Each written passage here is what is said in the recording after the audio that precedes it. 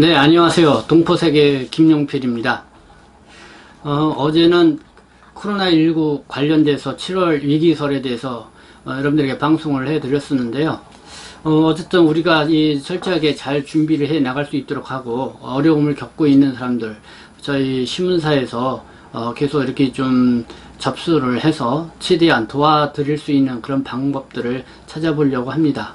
그러니까 어제 방송을 보시고 여러가지 어려운 상황에 있는 분들 한번 저희한테 연락을 주시면은 도울 수 있는 그런 방법들을 한번 강구해 보도록 하고요.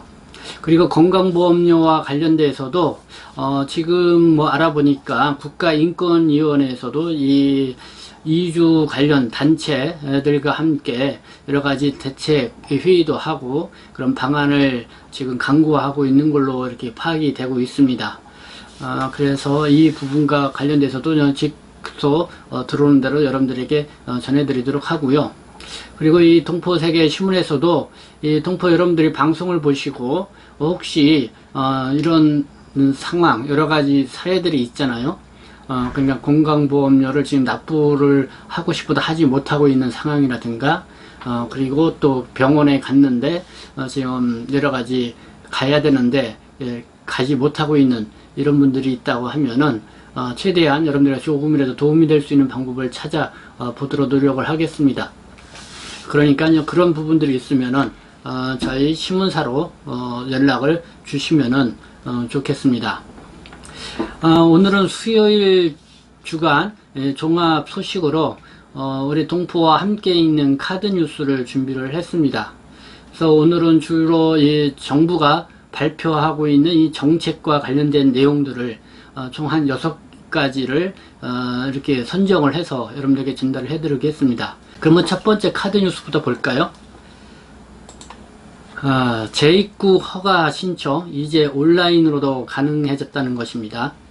이 법무부는 2020년 6월 1일부로 시행된 이 등록 외국인 재입국 허가 의무화 조치와 관련돼서 이 국내 체류 외국인보다 쉽고 편리하게 비대면 방식으로 재입국 허가를 신청할 수 있도록 이 온라인 재입국 허가 신청 시스템을 구축을 해서 6월 22일부터 운영을 개시를 했다, 이렇게 보도하고 있습니다.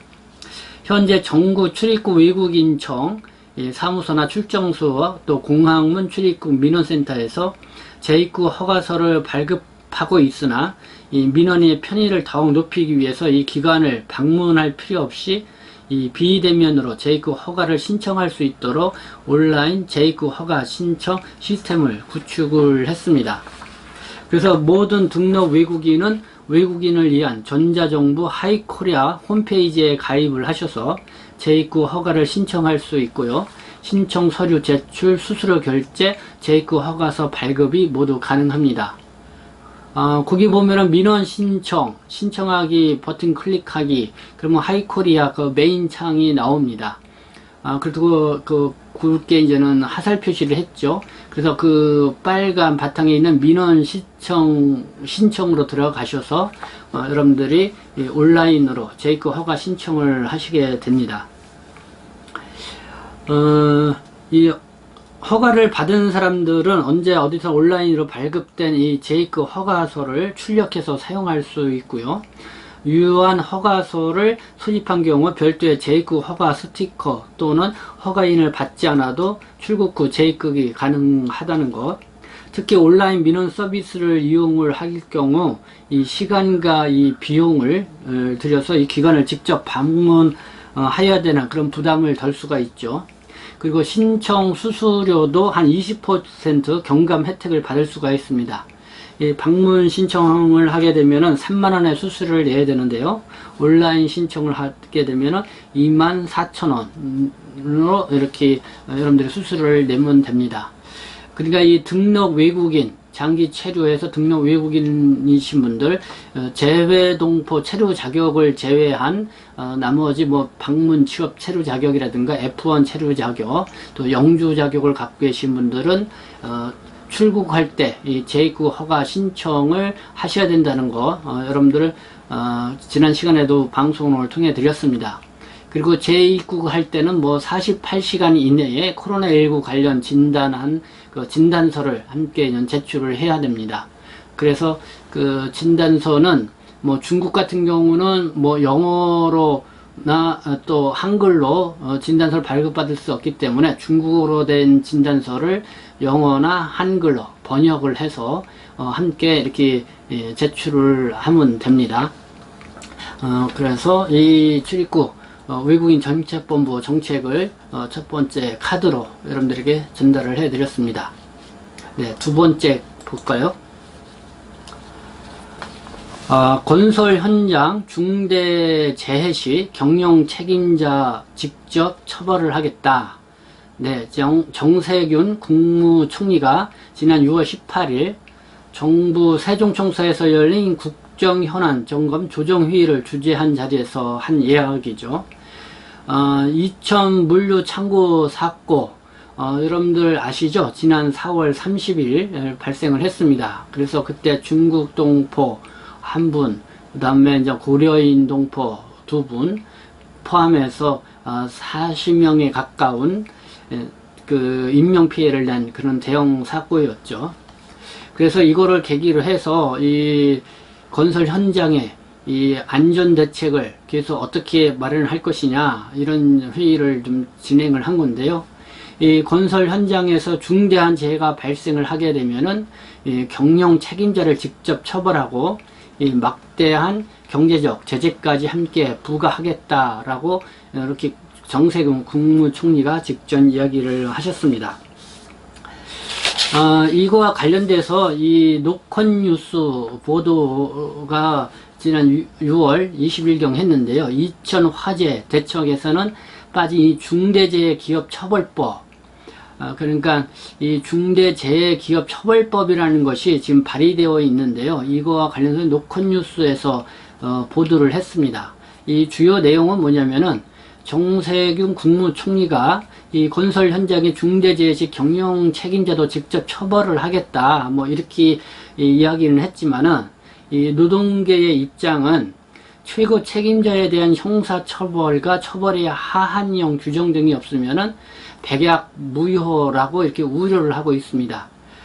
그러니까 이 실제적으로 이 법적으로 이 처벌이 가능할 수 있도록 이 법적 수준이 가야 되는데 지금 그런 부분이 사실 미흡하다. 그게 이제 중대재해기업처벌법이라는 게 있습니다. 이 중대재해처벌법 제정안의 핵심은 뭐냐면은 유해, 위험 방지 의무를 위반해 이 노동자를 사망케 한 사업주를 최소 3년 이상 유기징역 또는 5천만 원 이상 10억 원 이하의 벌금형에 처하게 하는 조항인데요. 여기에 대해서 실질적으로 정부는 다소 회의적인 입장이라는 거 압니다. 그리고 이 중대재해기업처벌법 이 제정안입니다. 아직 제정은 안 된 건데요. 이거를 저는 징벌적 손해배상제도다 이렇게 일컫기도 하는데요. 이거에 대해서는 이 노동부 이재갑 장관도 전체적인 민사 손해배상제도와 형사법 체계와 관련해서 종합적인 검토가 필요한 사항이다. 그래서 사실상 도입하기 어렵다라는 이런 입장입니다. 그러니까 이 정세균 국무총리는 어쨌든 건설 현장에서의 이 중대재해 시 이 경영 책임자를 직접 처벌을 하겠다. 어떤 강력한 그런 입장, 그리고 막대한 이 경제적 제재까지도 함께 부과하겠다 얘기를 하겠지만은, 앞서 말씀드린 것처럼, 그러니까 중대재해기업처벌법, 이게 제정안이 지금 발의되어 있는데, 이것이 통과되어지지 않으면은 사실 이거는 말뿐이다라는 것이 노동계의 입장이라는 것이죠. 그래서 이 민주노총은 오는 7월 4일 이와 관련돼서 이 총파업을 실시할 예정임을 밝히고 있습니다. 그러면서 이 중대재해기업처벌법을 제정하라 이런 목소리를 낸다는 것입니다. 이 중대재해기업처벌법은 이 사업장이나 다중이용시설 등에서 안전관리, 안전조치를 제대로 이행하지 않아서 사람이 죽거나 다치는 사고가 발생할 경우 이 경영 책임자 또 기업 자체는 물론 이 정부 책임자까지 처벌하게 하도록 하는 그런 내용을 담고 있습니다. 이 현행 법으로는 이 위험을 감수해 이익을 얻는 주체와 또 사고를 예방해야 할 주체가 분리되어 있어서 근본적인 안전 책임을 강화하기 어렵다는 게 이 민주노총 측의 이 설명입니다. 네, 건설 현장에서 발생한 이 화재 사건이라든가 이런 중대한 재해가 발생했을 경우 이 경영자까지 책임을 지도록 하겠다. 그리고 막대한 경제적 제재까지 취하겠다. 정세균 국무총리는 이 공언을 했지만은 그렇게 하려면은 노동계의 입장은 중대재해 기업처벌법 지금 발의되어 있는 이 법이 통과되어야만 가능하다라는 이런 입장을 보이고 있다라는 말씀을 드리도록 하겠습니다.